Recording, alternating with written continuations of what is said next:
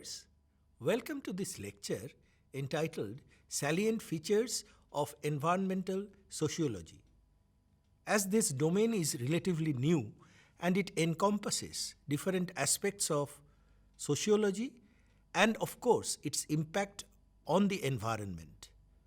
And the objectives of today's lectures are to know about the subject, that is environmental sociology, to know the different facets of this subject, and at the same time to correlate sociology with culture, and to know about the different aspects of environmental attitude. As you know, this is actually a social scientific enterprise with an applied orientation, and it consists of three different aspects, namely the material, the ideal, and the practical aspect.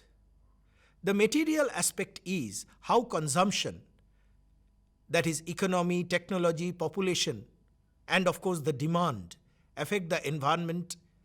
Ideal, how patterns of thought, belief, cultural practice affect the environment. And of course, practical involves that we cannot only do the theoretical study, but we should know the problem and also do something to ameliorate this particular problem. Nothing is outside the environment, so we should know the different components of environment. And as you know, it includes the biosphere, which is the area where life is present, in the atmosphere, that is the mass of gas surrounding the earth, the hydrosphere, the entire aquatic system of the world, and of course the geosphere, which is the rock and the soil. And it has the lithosphere, that is the hard outer crust, and the asthenosphere, which is the molten magma inside the earth core. The environmental control and the life support overview, as denoted by NASA, is environmental monitoring, atmosphere management, and water management. Monitoring is definitely through specific control, that is how temperature, humidity, and other different aspects of environment is changing with the increase in population. And management is definitely to control the global warming and other aspect, to control the level of oxygen, to control the carbon dioxide, to control the volatile poisonous gases, and of course reduce the carbon emission. For water management, it is recycling of wastewater, effective reduction of pollutant, and of course producing enough potable water for the growing population. Now, this particular human exceptionalism paradigm, which was later renamed as human exemptionalism paradigm by Dunlop and Catton, 1978, states that human is considered to be an exceptional species, that they are exempted from the forces and compulsions of nature. So they do not face the wrath of nature because they live within an artificial environment. And human capacity to control this environment and develop their own culture has actually made them supreme in this world, and the earth has become anthropocentric in nature. So, of course, this HEP or human exemptionalism paradigm include that human has a cultural heritage which is not present in other animals. There are some social and cultural factors that actually determine human affairs, and these are crucial for maintaining the biophysical environment. And definitely only biophysical study is irrelevant. And of course, the culture is cumulative in nature. It includes the technological and social progress of the society. So when we consider what are the definite questions or pattern of HEP, they believe in abundance and progress. They are having our devotion to growth and prosperity, our faith in science and technology, our commitment to this particular laissez-faire economy, and no limited governmental planning and private property rights. Now, when I say laissez-faire economy, what is that? Actually, it is a typical economy where private property is respected. And in this particular condition, anybody in the world can start his own setup, his own business, and it is actually having its growth in a free market or free trade zone. And the government in no way actually can intervene in this economy, and definitely sky is the limit for any individual. Of course, if you have the ability, you will grow, you will succeed, but others may not, and that creates the difference within the society. So the basic questions that this particular HEP answers are: environmental justice, that is, it impacts the difference between the social and economic categories created due to this independence. There are disasters. There are disasters because whenever some country is developing, they will produce pollutant and that can result in disaster. Like the disaster that we see in the vulnerable areas of the world. And of course, there will be impact on human health, and this human health will suffer from severe diseases. And of course, there will be the security and conflict. In order to have economic security, they will have conflict amongst themselves. There will be migration and immigration. And of course, above everything, there is the social demography and the change in population age structure, which will determine the progress of the country. So when we consider three definite patterns, that is the dominant Western worldview, the HEP and the NEP, which is new ecological paradigm, the concept is different. What is that? DWW states that people are fundamentally different from all other present in the surrounding, whereas HEP say that they have a cultural heritage, and NEP say that they have exceptional characteristics so that they can grow. And there are certain assumptions. What are these assumptions? In DWW, it is said that the people are masters of their destiny. In HEP, the social and cultural factors control the development. And in NEP, the human affairs are influenced not only by social and cultural factors, but also other linkages and feedback within this particular food web. The assumptions definitely may vary, but ultimately what we can see is the history of humanity is not only determined by their own development, but also they are controlled by the industrial technological advancement. And that leads to the variation in culture, and that is why HEP is so successful in the present day environmental sociology. Now let us have a quiz. If I ask you, cultural heritage is considered under, the different options are human exemptional paradigm, neo-Malthusianism, neo-ecological paradigm or new ecological paradigm, and the option D is dominant Western worldview or DWW. So you think the answer, and I think you are right. The right option is A, that is HEP or human exemptional paradigm. So if I consider the different areas of environmental sociology, that will include biodiversity conservation, global aid, and of course, the business environment. Biodiversity conservation can be ex situ and in situ. In situ means we are conserving organisms, flora and fauna, within their own location. That will include national park, biosphere reserve. But when we consider ex situ, we take them out of their habitat. And that include cryopreservation, seed bank, zoo, aquarium, and botanical garden. Of course, sacred plant, that also comes under ex situ. Now, this particular United States AIDS, it is coming in to help for millions of people suffering from the wrath of nature. And what do? They have some specific business, like they promote conservation and friendly enterprises in forest communities. So you see, forest people, forest flora and fauna along with people must maintain a balanced sort of ecosystem where there will be agriculture but not at the cost of destruction of the forest ecosystem. There will be strengthening of management of special use and protection of the forest. So you can use forest resource for your development, but you have to ensure that the green cover is not reducing. Increase support for the law and enforcement against forest or wildlife destruction. This is also very important, which is normally carried out through USID, and the USID is actually helping the government in enforcing these laws. And lastly, reduce the local demand through behavioral change and campaigning. This is so important.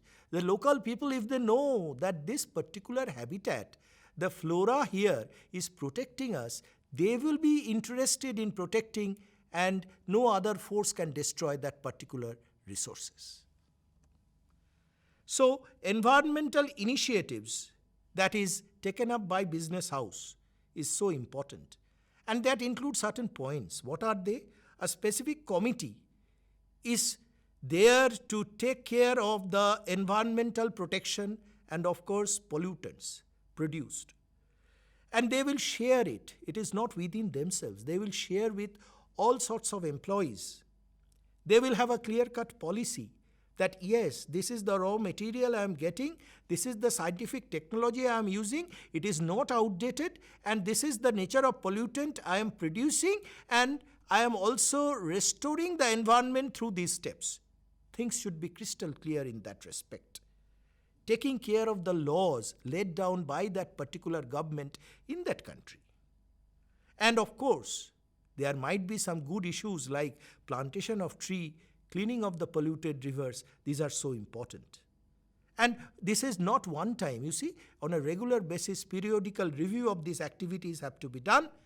And as you know, charity begins at home. So the workshop, the workforce should be free from all these calamities, and they should take care of the people within the premises and also people living in the surrounding. Now, a particular business house has to look after its own interest, has to see what type of environment is prevailing within the campus. And there are two types of factors. We call it business environment factors, but they can be classified as micro and macro environmental factors. What are the micro environmental factors? The suppliers. What type of materials are being supplied within the factory? The resellers who actually take it and retail these products. The customers. That is the end user, because they are the ultimate judge of what type of product you are producing and what you are doing to protect the nature. And of course, the competition. Nobody will protect the environment by taking a particular technology which is very costly. So they have to look for a technology which is cost effective and at the same time not polluting the environment. And of course, the general public perception is so important. A particular industry is a clean one and is doing good for the nature, good for the people, automatically people will support. And these days, you know, this is definitely a very important factor, because if you are operating in a country, you should know that the people there cannot be unhappy with your business, and in that case, you cannot run your business out there. But there are some technical issues in the form of macro environmental factors. And these factors include the demographic forces. What are they? The different market segments.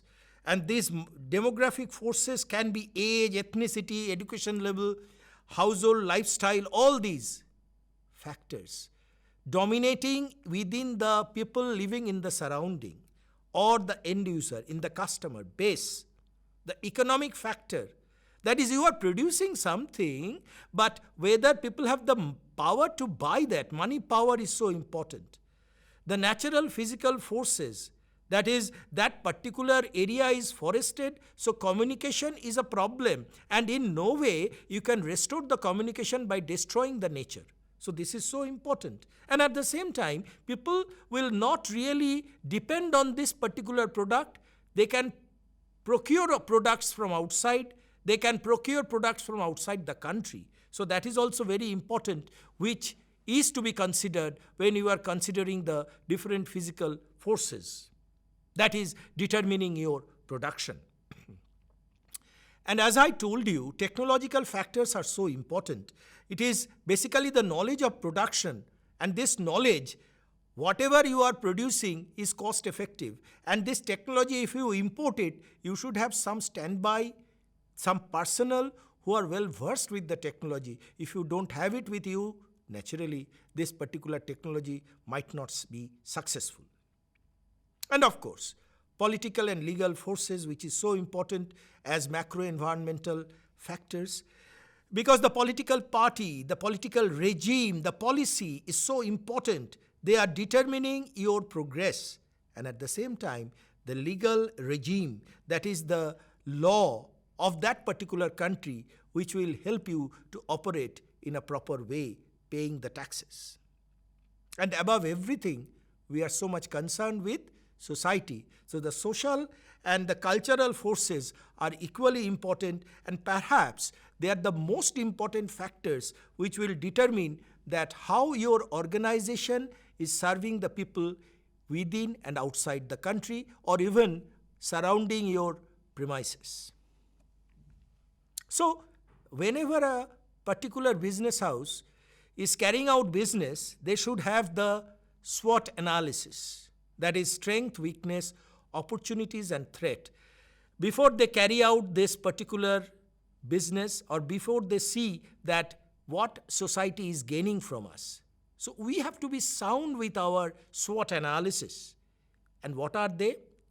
The strength will be definitely the employers or employee, and the patents or the confidence of the product, the cash, the brand, and the ability of the worker. What can be the weakness?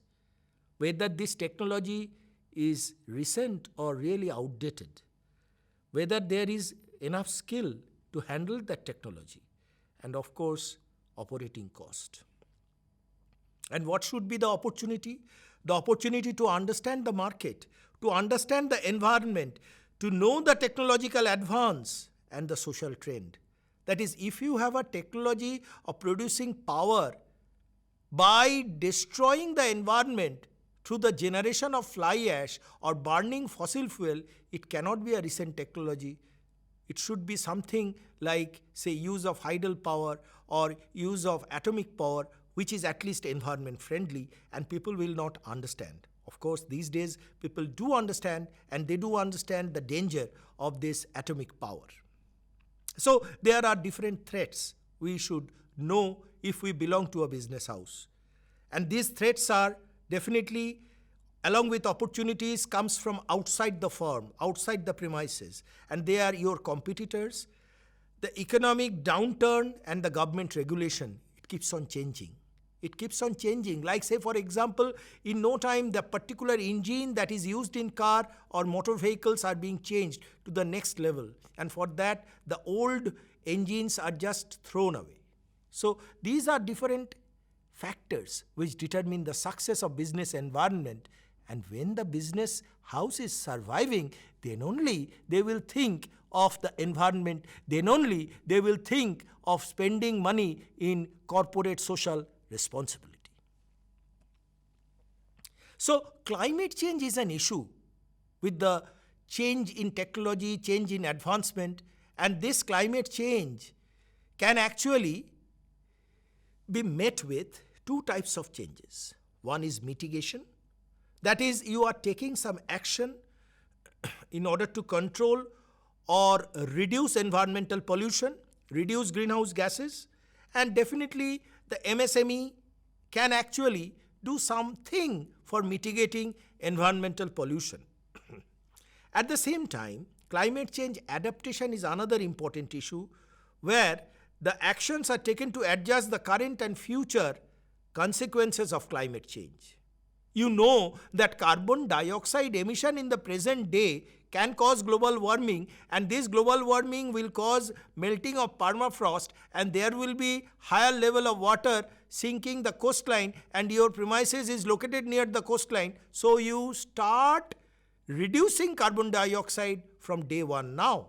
So this is also where MSME is so important in the developing world, because 90% of these enterprises are MSME. So if the consciousness is there in these houses, environment can be better for all of us. So we should know that the United Nations climate change regime or negotiations have been very successful. It started with 1972 Environmental Summit in Stockholm, and then subsequently the most important was 1992 Rio Summit. But presently, standing in 2011 or standing in 2023, things are changing. And there are some nomenclature which are different, but at the same time, for the last 10-12 years, it has not changed. So what are they?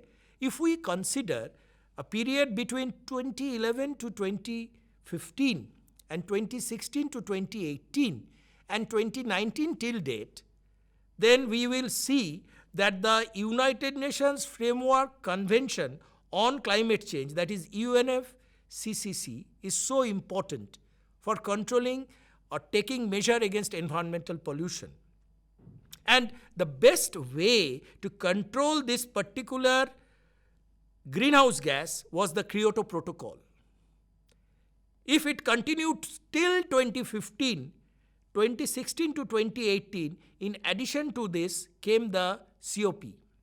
And definitely, most importantly, the Paris Agreement, which was a conference of the parties and CMA, and that actually resulted in a lot of change in the control of greenhouse gases, in the control of carbon emission, in the regulation of carbon credit.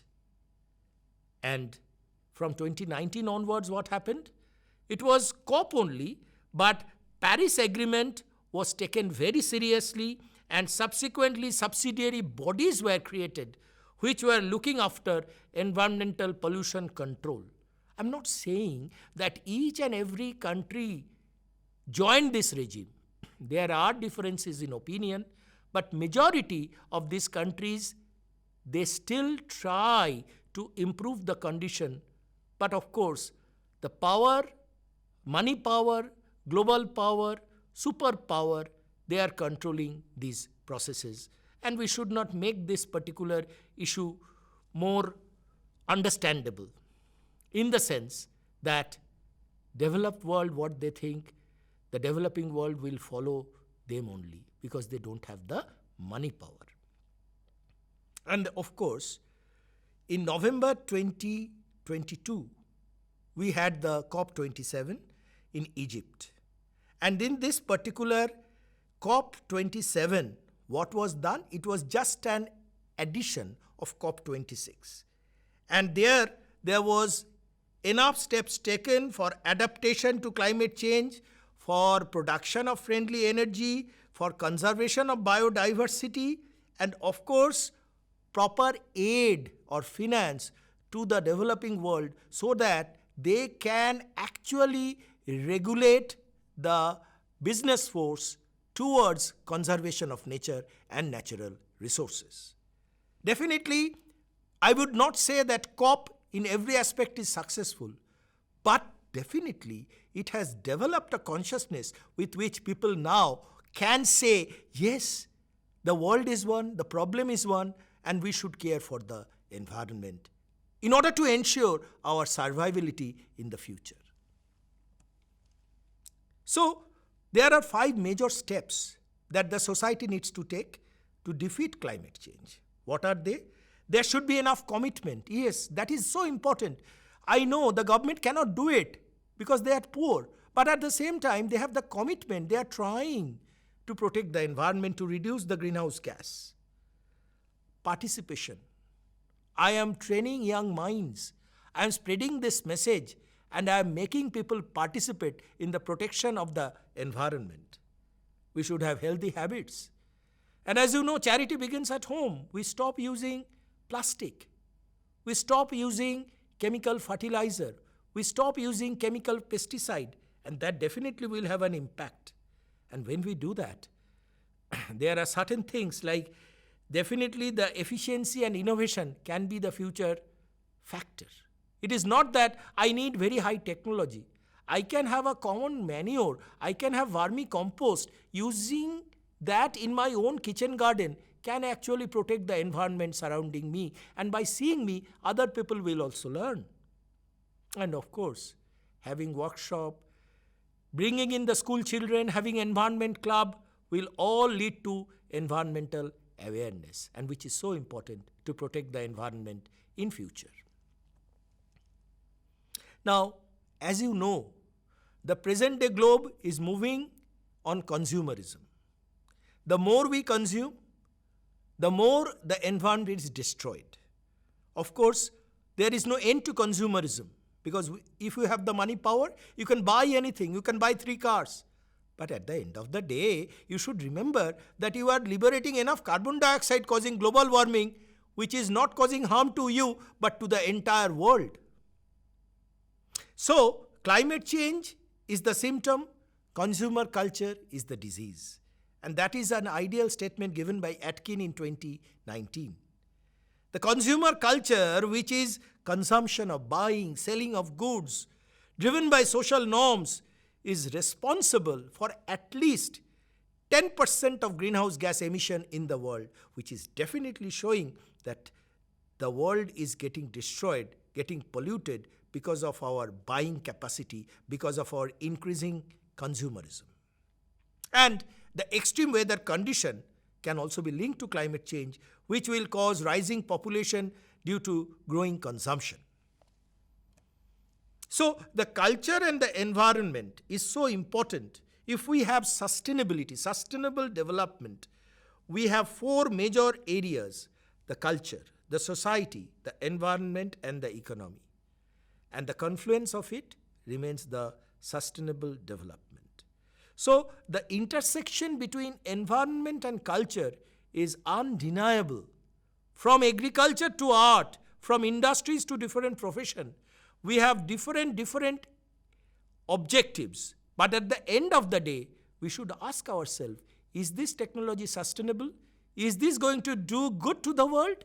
And we get our answer and we can adopt accordingly. Similarly, ecological citizenship is another very important aspect of environmental sociology. I told you, ecology is a problem all over the world. Oikos logos, the habitat, human habitat. So when we are ecological citizen, that is, it will encourage individual, community, organization to consider environmental right and their responsibility to protect the environment. At the same time, if we consider that ecological citizenship, what is the exact position? It is standing at the intersection of preservation, conservation, ecological design, and caring for the environment. All together constitute the ecological citizenship. And a good ecological citizen will result in good ecological practice. What is that? Improve one-to-one therapy. You change your surrounding one-to-one, you talk to people, you ask them, don't use plastic, things will change. You promote community resilience. Definitely, if the community is actually thinking, okay, we will not use plastic, we will use biodegradable product, there will be betterment in the society. And of course, assist migrant and immigrants, because they can be due to political or due to environmental reason.